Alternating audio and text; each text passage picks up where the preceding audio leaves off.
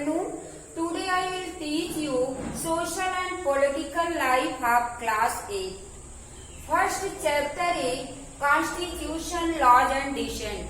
बच्चों, आज हम आप लोगों को क्लास 8 का सोशल और पॉलिटिकल लाइफ पढ़ाएंगे और उस चैप्टर का नाम है कॉन्स्टिट्यूशन, लॉज एंड डिसीजन, यानी संविधान, कानून और असहमति।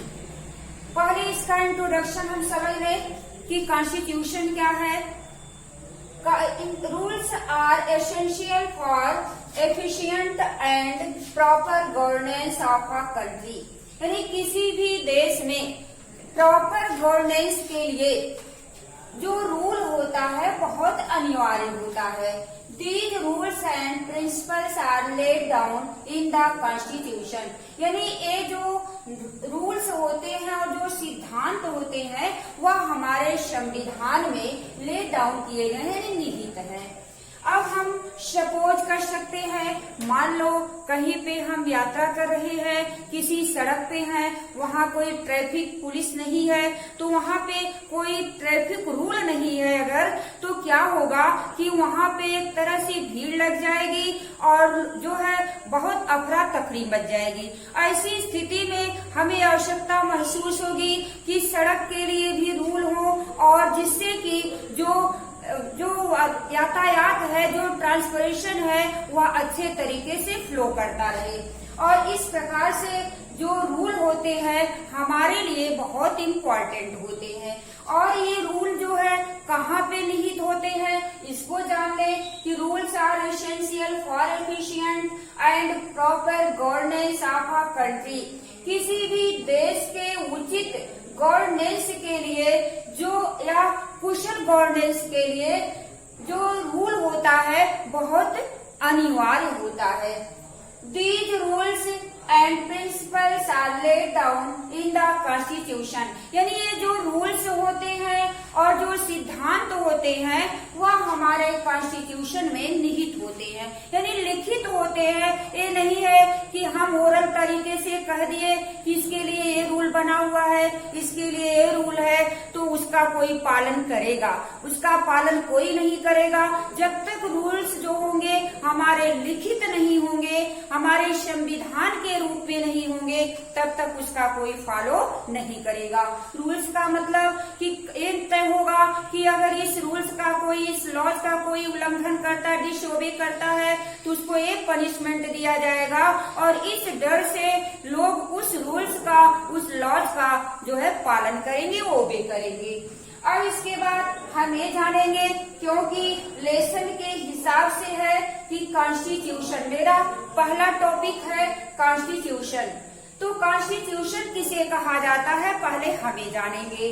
अ constitution is a book containing rules and regulation on which our country is governed, यानी एक संविधान एक ऐसी पुस्तक होती है जिसमें नियम और नियमावलियां होती हैं किसी भी देश पर शासन करने के लिए, यानी उसको गवर्न करने के लिए।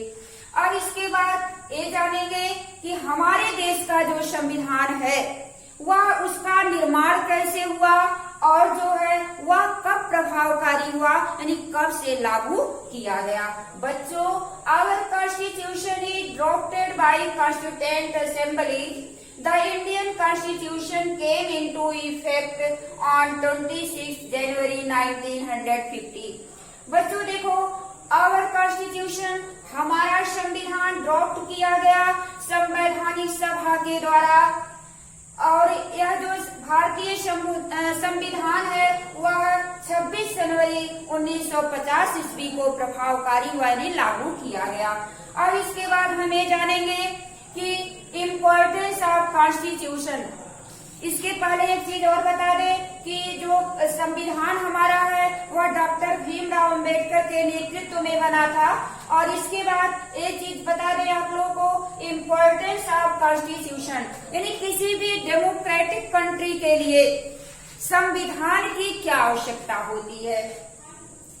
पहली चीज है कि it lays down certain rule, certain ideals, यानी यह कुछ निश्चित मूल्यों को, आदर्शों को समाहित प्रोत्साहित करता देता है, जैसे सोवर्जिन, संप्रभुता, socialist, liberty, equality, fraternity, justice, यानी इन सब आइडियल्स को यह लेट डाउन करता है।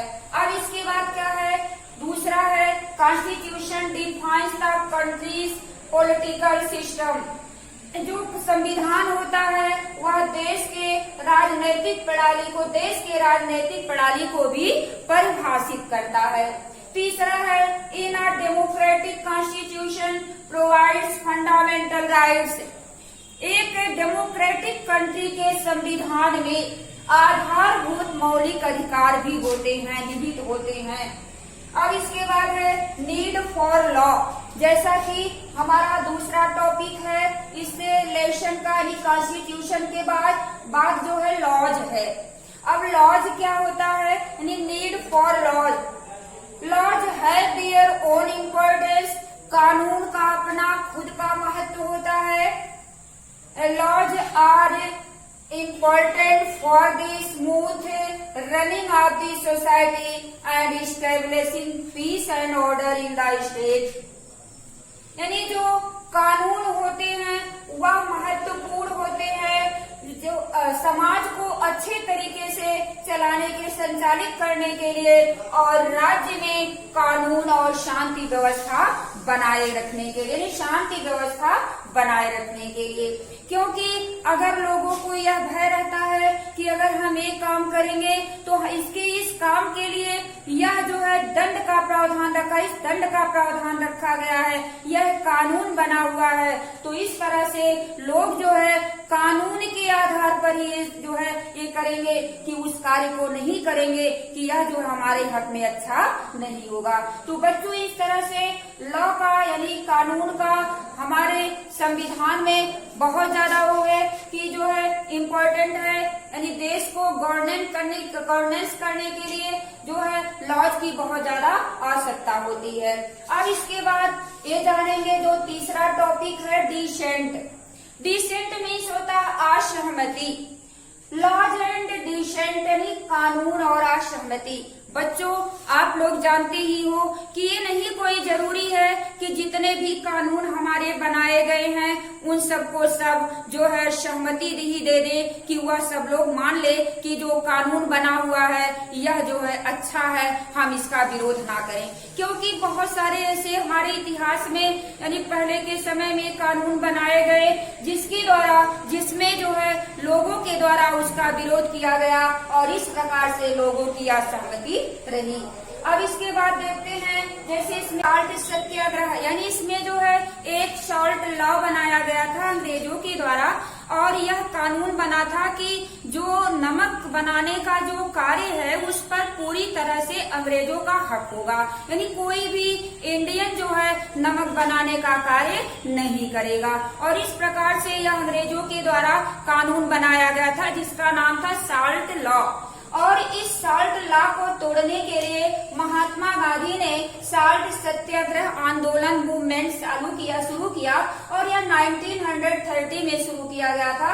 12 मार्च यानी 12 मार्च 1930 को जो है महात्मा गांधी जी ने अपने कुछ फॉलोअर्स के साथ दांडी से यात्रा शुरू किया और जा करके जो है एक मुट्ठी नमक उठा करके उस अंग्रेज के द्वारा बनाए गए कानून को तोड़ दिया। और इस प्रकार से ये जो कानून था जो कि अंग्रेजों के द्वारा बनाया गया था बिल्कुल जो है बेकार था, जो भारतीयों के हक में अच्छा नहीं था। और इस प्रकार महात्मा गांधी ने एक मुट्ठी नमक उठा करके साल्ट सत्याग्रह के द्वारा 1930 में इस कानून को तोड़ दिया। अब बच्चों एक इसका एग्जाम्पल और देखते हैं, एंटी लेपर मूवमेंट, यानी यह जो है आंध्र प्रदेश में शुरू किया गया था। यानी यहाँ पे कुछ करेजियस वुमेन थी जो कि इस विरोध में खड़ी हो गई, क्योंकि वहाँ पे शॉप्स पे लिक्विड जो है बेचे जाते थे और वह सब जो महिलाएं थी उसका विरोध कर रही थी। और विरोध करने की वजह से वह सब एक जो है आंदोलन का रूप बना ली और वहाँ पे पूरी तरह से जो लिक्विड की जो बिक्री होती थी, सेल होती थी, उस पर पाबंदी लग गई। अब बच्चों आप लोगों ने जाना, अब एक चीज और जान ले, रूल ऑफ लॉ, यानी कानून का यानी रूल होता है। The rule of law implies that no one is above the law, यानी द रूल ऑफ लॉ यानी जो कानून का नियम होता है, यानी यह इम्प्लाइज करता है कि कोई भी व्यक्ति कानून से ऊपर नहीं होता है। यानी प्रत्येक व्यक्ति को जो कानून बनाया गया है उसका पालन करना होगा, यानी कोई भी व्यक्ति उस कानून से एबव नहीं होगा। Thus we can say that democracy and rule of law complement to each other. और इस प्रकार से हम कह सकते हैं कि डेमोक्रेसी और जो रूल ऑफ लॉ होते हैं वह एक दूसरे के पूरक होते हैं। बच्चों, इस लेसन में आप लोगों ने जाना कि इंट्रोडक्शन में आप लोगों को बताए कि रूल जो है हमारे लिए क्यों अनिवार्य होते हैं। इसके बाद आप लोगों ने जाना कि कॉन्स्टिट्यूशन किसे कहा जाता है और भारत का कॉन्स्टिट्यूशन कब ड्राफ्ट किया गया, कहाँ से ड्राफ्ट किया गया और कब वह इफेक्टिव हुआ। और इसके बाद कॉन्स्टिट्यूशन के महत्व के बारे में आप लोगों ने जाना। और इसके बाद कानून की आवश्यकता क्यों होती है, और फिर लॉज एंड डिसेंट यानी जो कानून सारे बनाए गए वे उन कानून को सारे लोगों ने माना कि नहीं माना, इन सब चीजों पर चर्चा की गई। और इसके बाद जो कानून बनाए गए वह उन कानूनों को जो है भारतीयों ने ब्रिटिश जमाने में जो कानून बनाए गए उन कानून को भारतीयों ने माना कि नहीं माना।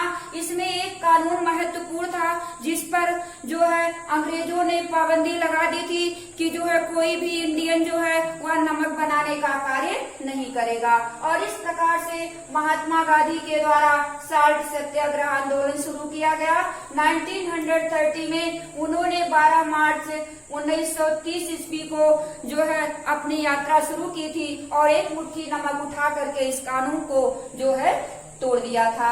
और इसके बाद आप लोगों ने जाना रूल ऑफ लॉ के बारे में, और यह भी जाने कि रूल ऑफ लॉ और जो डेमोक्रेसी होती है वह एक दूसरे की पूरक होती है। बच्चों, ये लेसन यहीं पे समाप्त होता है।